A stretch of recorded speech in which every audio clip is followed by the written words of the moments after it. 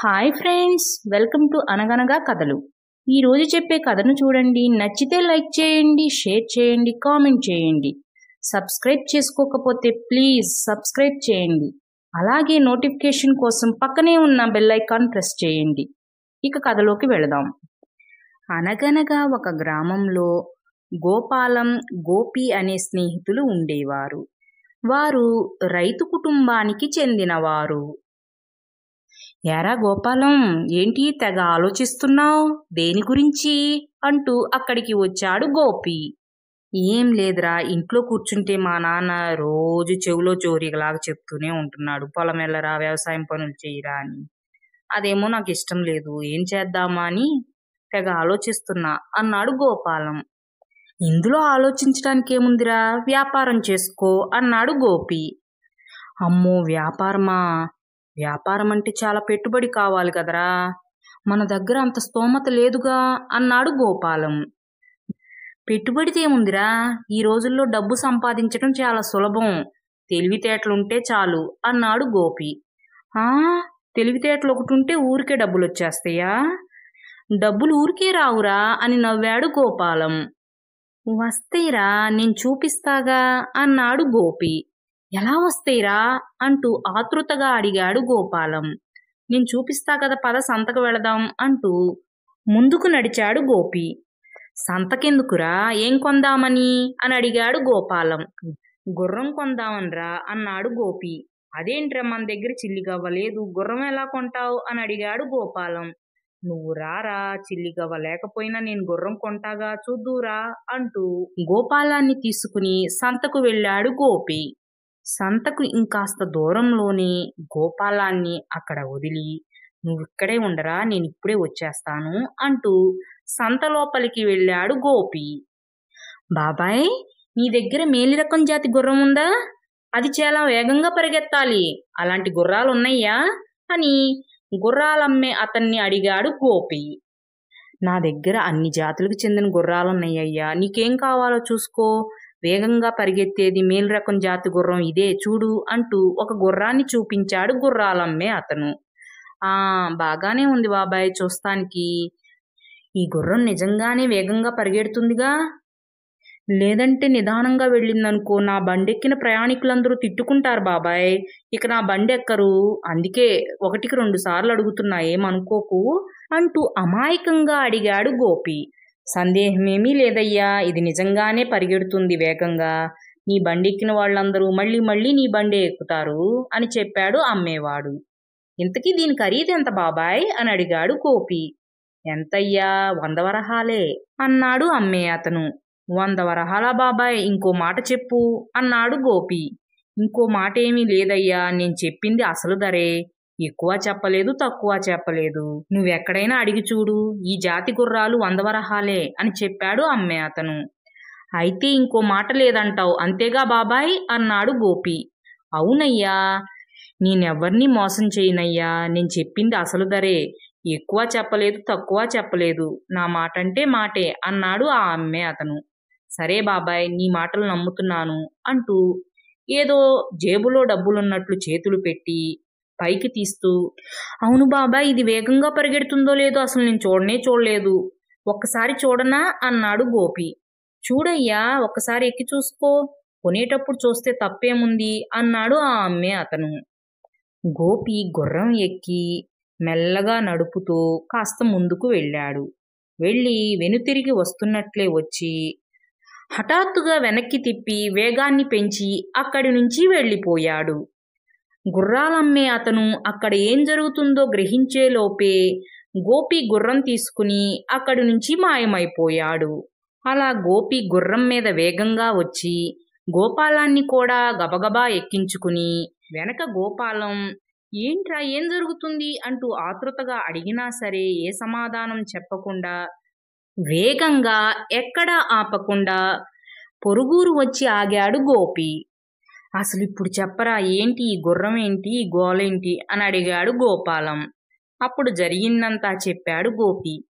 ఏంట్రా గోపి, దీన్ని డబ్బులు ఇవ్వకుండా తీసుకువచ్చావా? అమ్మో, వాళ్ళు మన వెనకే వచ్చి మనల్ని పట్టుకుంటారేమోరా అంటూ భయంగా అన్నాడు గోపాలం. వాళ్ళు వచ్చేదాకా ఈ గుర్రాన్ని అమ్మకుండా కూర్చుంటామే ఏంట్రా? ఓ మంచి బేరం చూసి అమ్మేద్దాం, అప్పుడు ఎవరికి మన మీద అనుమానం రాదులేరా అన్నాడు గోపి. అమ్మో ఏమోరా, నాకు భయంగా ఉంది అన్నాడు గోపాలం. నువ్వేం భయపడకు, నేనొచ్చిన వేగానికి మన వెనక ఎవ్వరూ రారురా, మనం ఎటు వెళ్ళిపోయాం కూడా వాళ్ళకు తెలియదు అని ధైర్యం చెప్పాడు గోపి. సరే గాని ఇంతకీ దీన్ని ఎలా అమ్ముతావు అని అడిగాడు గోపాలం.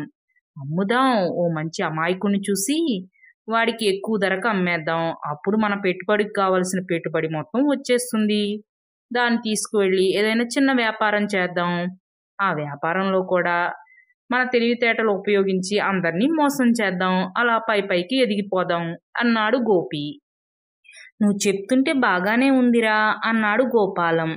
బాగానే ఉంటుందిరా, ఇంతే డబ్బు సంపాదించటం, కాస్త తెలివితేటలుంటే చాలురా, ఈ రోజుల్లో డబ్బు సంపాదించటం ఎంత సులభమో అన్నాడు గోపి. గుర్రాన్ని చెట్టుకు కట్టేసి ఆ చెట్టు క్రిందే కాసేపు విశ్రాంతి తీసుకున్నారు గోపి గోపాలం. అలా మధ్యాహ్నం దాటే సమయానికి ఒక వ్యక్తి అటుగా వెళుతూ, ఏమండి, ఈ గుర్రాన్ని ఎక్కడ కొన్నారు, ఎంత ఖరీదయ్యింది అంటూ గోపాలం వాళ్ళ దగ్గరికి వచ్చి అడిగాడు ఆ వ్యక్తి. దీన్నెక్కడా కొనలేదయ్యా, మా ఇంటి గుర్రమే అని చెప్పాడు గోపి. అవునా, నేను గుర్రం కొందామనుకుంటున్నానండి, కానీ నాకు గుర్రాల గురించి ఏమీ తెలియదు, అందుకే అడిగాలేండి. అవును, మీ గుర్రం వేగంగా పరిగెడుతుందండి, ఇది మేలి రకం జాతిదేనా అని అడిగాడు ఆ వ్యక్తి. ఆ, చాలా వేగంగా పరిగెడుతుంది, దీన్ని మించిన గుర్రమే లేదు అని చెప్పాడు గోపి. అవునా, ఇంతకీ దీని ఖరీదు ఎంత ఉంటుందండి, నాకు ఖరీదు కూడా తెలియదు అని అడిగాడు ఆ వ్యక్తి అమాయకంగా. అంతే, గోపి గోపాలం వైపు చూస్తూ, మంచి అమాయకుడు దొరికాడ్రా, వీడిని వదలొద్దు అని సైగ చేసి, ఎంతండి, 200 వరహాలు అని చెప్పాడు గోపి. 200 వరహాలేనా, నేను ఇంకా ఎక్కువేమో అనుకుని ఇంకా ఎక్కువ డబ్బులే తీసుకుని బయలుదేరా గుర్రం కొందామని అని అమాయకంగా చెప్పాడు ఆ వ్యక్తి. అని చెప్పి, సర్లేండి, నేను గుర్రం కొనుక్కోవడానికి సంత దాకా వెళ్ళాలి, నాకు ఆలస్యం అవుతుంది అంటూ ముందుకు వెళ్ళబోయాడు ఆ వ్యక్తి. ఏమండి, ఆగండి, మీరిప్పుడు గుర్రం కొనడానికి ఈ ఎండలో సంత దాకా వెళతారా? అయ్యో పాపం, మిమ్మల్ని చూస్తుంటే జాలనిపిస్తుంది, అక్కడ దాకా ఏం వెళతారులే, ఈ గుర్రం తీసుకోండి, మీకు అమ్మేస్తాలే అన్నాడు గోపి. అయ్యో, నా కోసం మీరేమీ అమ్మొద్దులేండి, మీకుంది ఒక్క గుర్రమేనేమో అన్నాడు ఆ వ్యక్తి. పర్వాలేదండి, మా ఇంట్లో చాలా గుర్రాలున్నాయి, ఏదో షికారుకని దీన్ని వేసుకుని ఇలా వచ్చాం అంతే, మిమ్మల్ని చూస్తుంటే చాలా మంచివాళ్ళు లాగా ఉన్నారు, ఈ ఎండను పడి ఏం వెళతారు, ఎటు మేము కొన్ని గుర్రాలు అమ్మాలనుకుంటున్నాం, తీసుకోండి అన్నాడు గోపి. మీకు చాలా ధన్యవాదాలండి, నాకు శ్రమ లేకుండా చేశారు అంటూ డబ్బును చెల్లించి గుర్రం తీసుకుని వెళ్ళిపోయాడు ఆ వ్యక్తి. ఇప్పుడేమంటావు గోపాలం, పెట్టుబడికి కావాల్సిన డబ్బు సగం వచ్చేసిందిగా, ఇప్పుడు ఈ సగం డబ్బు తీసుకువెళ్ళి నగరంలో ఇంకెవరైనా అమాయకులు దొరుకుతారేమో, వాళ్ళని మోసం చేసి మన పెట్టుబడికి కావాల్సిన డబ్బు మొత్తాన్ని సంపాదించేద్దాంరా, పద నగరానికి వెళదాం అంటూ గోపాలాన్ని తీసుకుని నగరానికి బయలుదేరాడు గోపి. నగరం వచ్చిన తరువాత, ఇప్పుడేం చేయాలనుకుంటున్నావురా గోపి అని అడిగాడు గోపాలం. అదే ఆలోచిస్తున్నాన్రా అంటూ చుట్టూ చూడసాగాడు. ఇంతలో ఒక వ్యక్తి అక్కడికి వచ్చి వాళ్ళిద్దరినీ పట్టుకుని, దొంగలు దొంగలు, నా డబ్బు కాజేశారు, వచ్చి పట్టుకోండి అంటూ పెద్దగా అరవసాగాడు. అక్కడ ఏం జరుగుతుందో గోపికి గోపాలానికి ఏమీ అర్థం కాలేదు. వాళ్ళు అర్థం చేసుకుని పారిపోబోయే లోపే అక్కడ దూరంగా ఉన్న భటులు వాళ్ళ దగ్గరకు వచ్చి వాళ్ళని పట్టుకుని గ్రామాధికారి వద్దకు తీసుకువెళ్లారు. ఇంతకీ ఏం జరిగింది అని అడిగారు గ్రామాధికారి గారు. అయ్యా, నా పేరు సీతయ్య, మాది రామాపురం, మా భార్యకి బంగారు గొలుసు చేయిద్దామని నగరం వచ్చాను, నగల దుకాణంకు వెళదామని అలా వెళుతున్నానో లేదో నా ప్రక్క నుంచి వీళ్ళిద్దరూ వెళుతూ నా జేబులో ఉన్న నగదు మూటని మెల్లగా తీసేశారయ్యా. నేను వెంటనే ఆ విషయాన్ని గ్రహించేసి వాళ్ళని గట్టిగా పట్టుకున్నాను. పట్టుకుని పెద్దగా అరిచాను. నా అరుపులు విని మీ భటులు వచ్చి ఇక్కడికి తీసుకువచ్చారు అంటూ జరిగిందంతా చెప్పాడు సీతయ్య. అవునా, మీరు దొంగతనం చేశారా అంటూ గోపి గోపాలం వైపు కోపంగా చూస్తూ, అతని దగ్గర దొంగతనం చేసిన నగదును అతనికిచ్చేయండి అంటూ కోపంగా అరిచారు గ్రామాధికారి గారు. అయ్యా మేం దొంగతనం చెయ్యలేదు, ఈ డబ్బు మాదే, ఈయనన్నీ అబద్ధాలు చెప్తున్నాడు అన్నారు గోపి గోపాలం. ఈ డబ్బు మీదే అని రుజువేంటి? ఏదైనా రుజువు చూపించండి, అప్పుడు నమ్ముతాను మీరు దొంగలు కాదని అన్నారు గ్రామాధికారి గారు. మా దగ్గర ఎలాంటి రుజువు లేదండి, ఆ డబ్బు మాదే అన్నారు గోపి గోపాలం. అయ్యా నేను రుజువు చూపిస్తే అప్పుడు ఆ డబ్బు నాదే అని నమ్ముతారా అన్నాడు సీతయ్య. చూపించండి, మీరు చూపిస్తే కనుక ఆ డబ్బు మీకే ఇప్పించేస్తాను, వీళ్ళకి శిక్ష వేస్తాను అన్నారు గ్రామాధికారి గారు. అయ్యా ఆ డబ్బు సంచిలో 200 వరహాలున్నాయ్యా, అలాగే సంచి లోపల ఒక అర్ర ఉంటుంది, అందులో ఒక కాగితం కూడా ఉంది. ఆ కాగితం మీద నా పేరు, మా ఊరి పేరు, మా ఇంటి చిరునామా అన్నీ ఉంటాయ్యా, చూడండి అన్నాడు సీతయ్య. గ్రామాధికారి గారు గోపి దగ్గర ఉన్న నగదు మూట తీసుకుని దాన్ని చూశారు. నిజంగా అందులో 200 వరహాలు, చిరునామా రాసిన కాగితం కూడా ఉంది. సీతయ్య నువ్వు చెప్పింది నిజమే, ఇది నీ మూటే అంటూ నగదు మూటను సీతయ్యకు ఇచ్చారు. ఇచ్చి వీరిద్దరిని తీసుకువెళ్లి కారాగారంలో బంధించండి అంటూ గోపికి గోపాలానికి శిక్ష విధించారు. సీతయ్య గ్రామాధికారి గారికి ధన్యవాదాలు తెలుపుకుని అక్కడి నుంచి వెళ్ళిపోయాడు. అక్కడి నుంచి బయలుదేరిన సీతయ్య సరాసరి తన స్నేహితుడైన లక్ష్మయ్య దగ్గరకు వచ్చాడు. లక్ష్మయ్య మన డబ్బు మనకొచ్చేసింది అంటూ ఆ మూటను తీసి ఇచ్చాడు. వీడెవడ్రా 100 వరహాలు చేసే గుర్రానికి 200 వరహాలనంగానే ఏమీ మాట్లాడకుండా ఇచ్చేశాడు అని నన్ను అమాయకున్ననుకున్నారా?